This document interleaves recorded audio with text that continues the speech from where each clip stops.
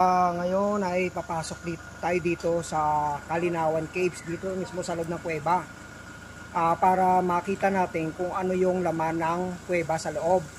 Samahan nyo guys, let's go.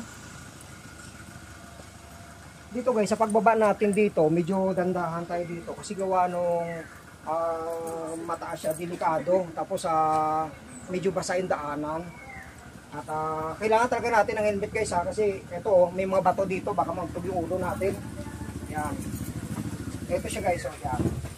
Ayan, medyo matarik guys ito guys.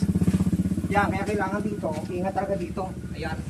Iingat talaga tayo dito para makapasok tayo dito sa cave. Ayan.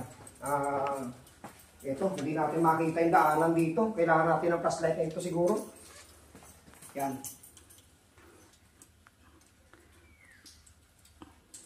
Ngayon guys, nandito na tayo sa papasok tayo dito. Ayan, kasi ayan siya guys, ang kuweba yan, ayan.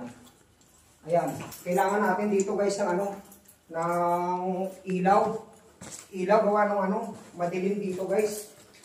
Itong kuweba na ito madilim. Ayan siya guys, Ayan.